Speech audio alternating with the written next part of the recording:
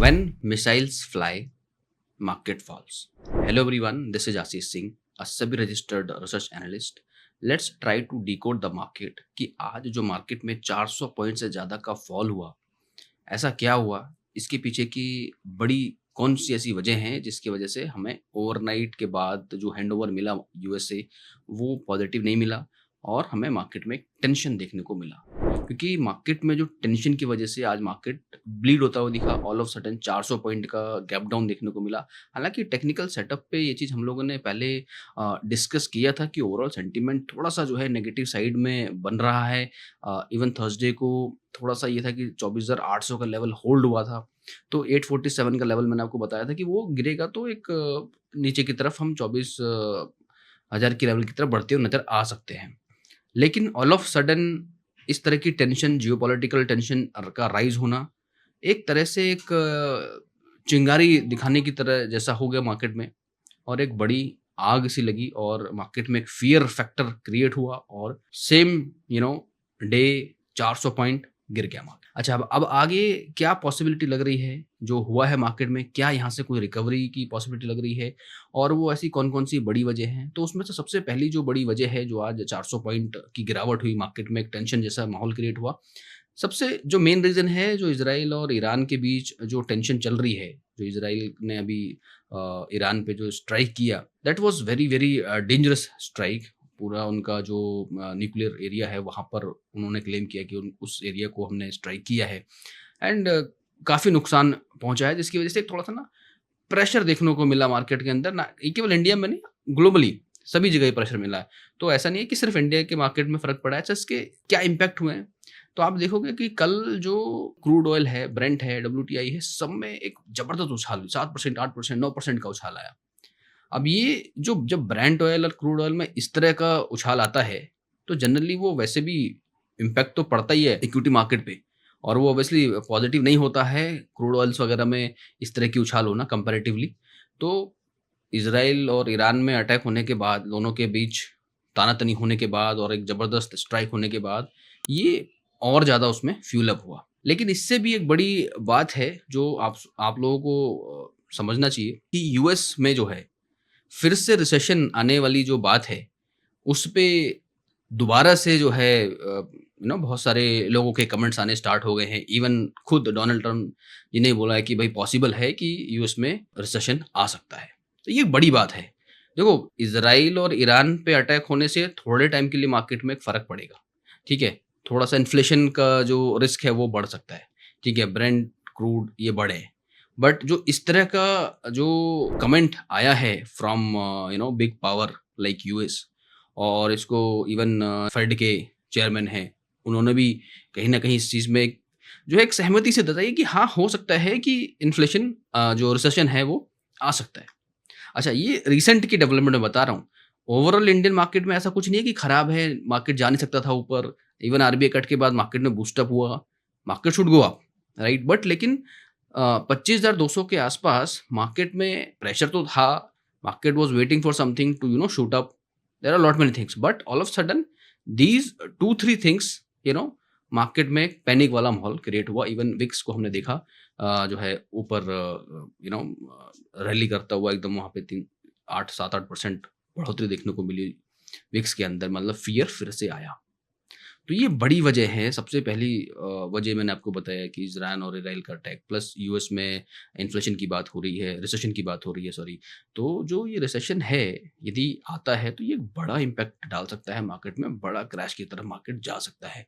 यदि अच्छा, इसके पीछे ना थोड़ा मुझे ये भी लगता है कि जो Donald Trump playing some sort of a game also because he wants कि थोड़ा-सा रेट कट की डिमांड कर रहे हैं वो बहुत समय से और वो चीज़ हो नहीं रही है, तो he is actually spreading some sort of news में भी। ये भी एक हो सकता है कि उनका कमेंट आना इस पे जस्ट बिकॉज़ ऑफ दिस कि वो थोड़ा एक रेट कट का एक प्रेशर यूएस में डालना चाह रहे हैं, तो ये भी एक बड़ी वजह हो सकती है। तो ये सारी चीज़ें धीरे-धीरे क्लियर होंगी प्लस टैक्स टैरिफ जो है पीछे से चलता हुआ आ रहा है, वो भी थोड़ा-सा तूल पकड़ेगा इस इन सब चीज़ों की वजह से। थोड़ा ना फ़ियर फिर से एक जियोपॉलिटिकल फ़ियर जो है मार्केट में दिख रहा है, ग्लोबली दिख रहा है।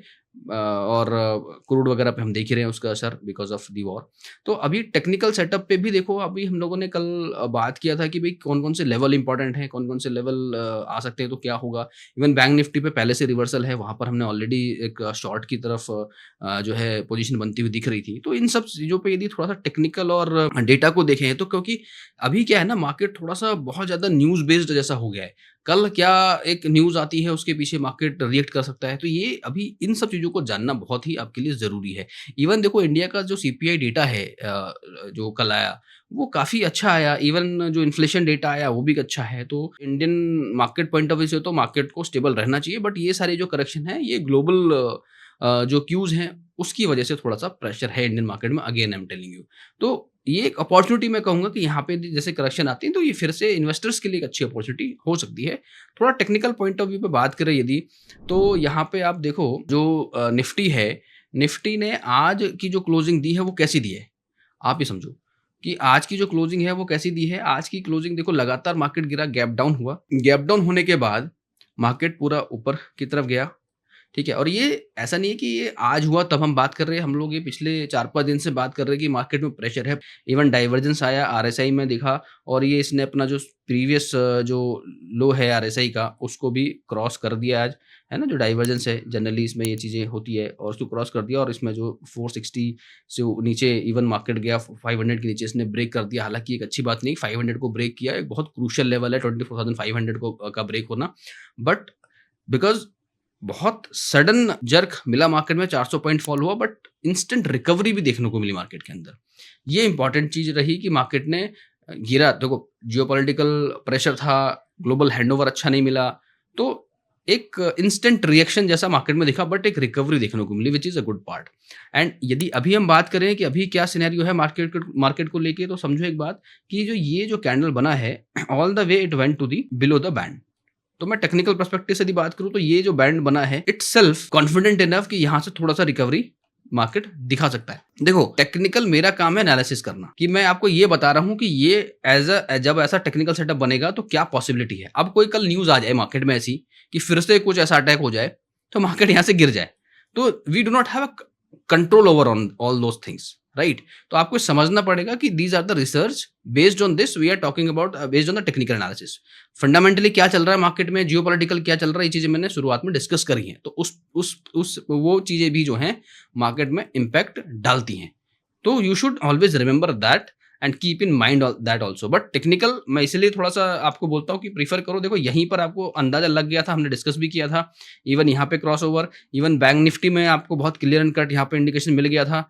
तो भाई देखो, टेक्निकल सेटअप ऑलरेडी आपको चीज़ें बता रहा है कि भई मार्केट में फॉल की पॉसिबिलिटीज़ है, और ये जो हुआ है कल, जो हमला हुआ है, उनका बेस उड़ा दिया, न्यूक्लियर बेस जो है वहाँ पर स्ट्राइक किया गया, तो ये सब चीज़ें ना फ्यूल का काम करती है मार्केट में। इवन मार्केट का sentiment positive, but for shorter period of time that can impact the market brutally, right? But एक अच्छी बात ये है कि मार्केट ने 24,500 के ऊपर क्लोजिंग दी है। इवन ऑलमोस्ट 700 को भी इसने सिक्योर किया है आज।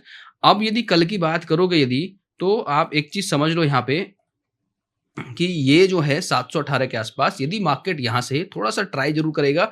जनरली क्या होता है, जब भी इस तरह से रिवर्सल आता है, तो market can try to go to its mean value, ठीक है? 24,832 का इट्स मीन वैल्यू। अच्छा, ये मीन वैल्यू ट्राई कर सकता है मार्केट। थोड़ा-सा क्या है कि आज देखो, आज मैंने आपको 620-30 के आसपास टेलीग्राम पे भी शेयर किया था कि भई देयर इज़ हाई पॉसिबिलिटी कि रिकवरी आ सकती है, और market can reach up to 24,709। तो मार्केट के dynamics intraday point of view से, ओवरऑल पर्सपेक्टिव व्यू से चेंज होते रहते हैं। तो if you follow me and you sync with all the videos, you will understand the fact कि भाई क्या चल रहा है मार्केट के अंदर। तो ये एक प्रोसेस है, it's a kind of step by step understanding कि मार्केट में क्या चल रहा है, क्या न्यू डेवलपमेंट्स हो रहे हैं। यदि आपको प्रीवियस डेवलपमेंट्स पता हैं, तो आज जो हुआ है, जो डेवलपमेंट्स आज हो रहे हैं यूएस मार्केट के अंदर, ग्लोबल क्या हो रहा है, तो आपको चीज़ें समझ आएंगी।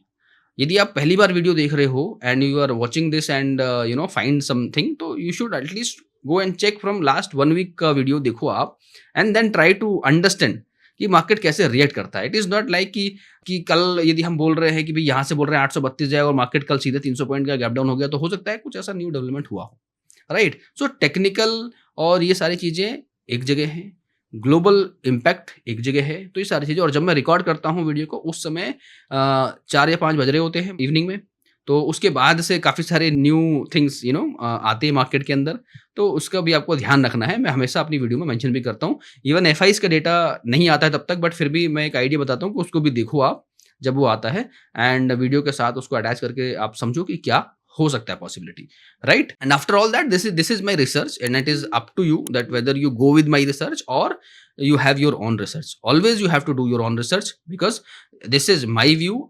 What I'm trying to explain is कि भाई क्या हो रहा है ओवरऑल, क्या डेवलपमेंट्स हो रही हैं, क्या पॉसिबिलिटी हो सकती है based on the technical, based on the fundamentals and based on the data. Alright, so this is just to help you to understand how the market is behaving all together. So technical point of view से बात करें फिर से, again यदि stochastic RSI देखो यहाँ पे cross over है, तो again there is a possibility कि प्रेशर रहेगा मार्केट में। Even market is trying to move up, थोड़ा ऊपर करने की कोशिश कर रहा है। 24,832 का एक लेवल है, उसके ऊपर यदि मार्केट चला जाता है कल, तो शायद थोड़ा सा आप ये कह सकते हो कि 24,800 का जो लेवल है वो होल्ड होता हुआ नजर आ रहा है।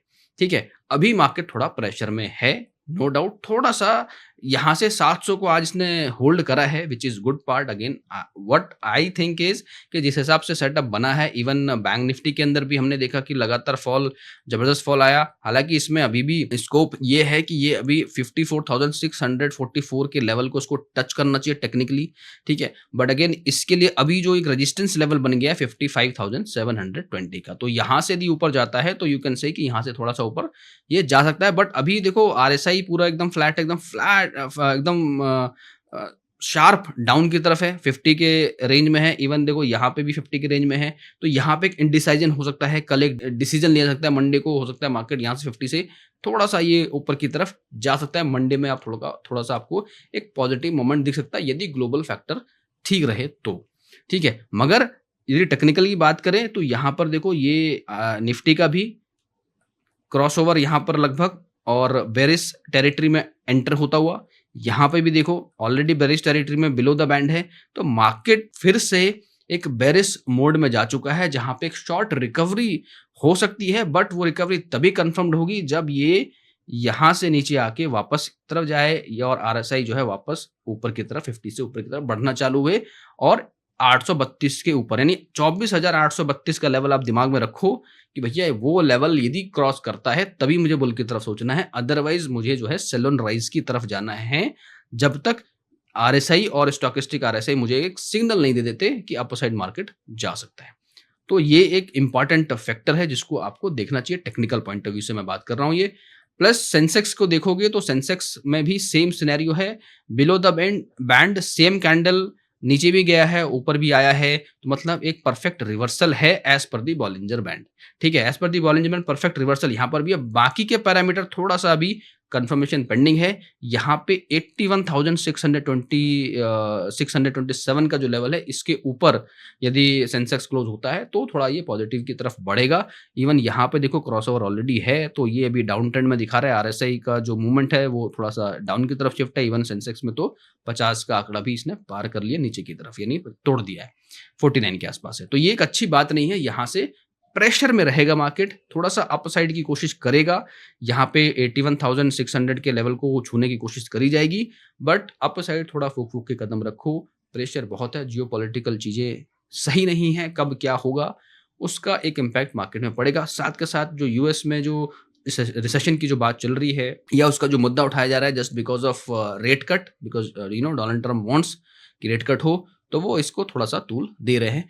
क्या सच्चाई है, क्या है, ये धीरे धीरे पता लगेगा इन फर्दर डेवलपमेंट। मैं आपको फिर से बता रहा हूँ कि मार्केट में थोड़ा सा जियोपॉलिटिकल टेंशन है। ओवरऑल इंडिया का जो डेटा है वो इंडिया पॉइंट ऑफ व्यू से, Indian market point of view से जो डेटा है वो काफ़ी स्ट्रांग है। अभी भी मैं ये बात को डिनाई नहीं कर रहा हूँ। थोड़ा सा यदि हम और डेटा पॉइंट्स को देखें, एफआईस की एक्टिविटी को देखें, because of all this development they know what is going on in the market. You see they again become net basis पे सेलर। 3,800 करोड़ की उन्होंने लास्ट 12 जून को सेल कर दिया कल ही। तो ये भी एक प्रेशर देता है ना कि ओवरऑल ग्लोबल में यदि इस तरह का जो सेलिंग आती है, जो कंसिस्टेंट बाय कर रहे थे, लगातार इतना ज़बरदस्त सेलिंग है, प्लस डीआई में देखो 9,000 करोड़ की इन्होंने अपॉर्चुनिटी बाइंग करी है। तो मतलब कि जो डीआईज़ हैं वो क्या कर रहे हैं, पैसा पंप कर रहे हैं इंडियन मार्केट में। They seeing is as an opportunity. मैं आपको फिर से बोलूँगा कि 26,000 पे यदि आप रेडी हो इन्वेस्ट करने के लिए, तो why not in this correction. ये एक अपॉर्चुनिटी है। आप सोच रहे हो कि ऑल टाइम हाई की तरफ जाएँगे तब हम इन्वेस्ट करेंगे, थोड़ा मार्केट सेटल हो जाएगा तब इन्वेस्ट करेंगे, नहीं। अभी एक अच्छी अपॉर्चुनिटी है। अभी इस अपॉर्चुनिटी को इनकैश करना चाहिए मेरे हिसाब से, यदि ये जो भी टेंशन्स आ रही हैं।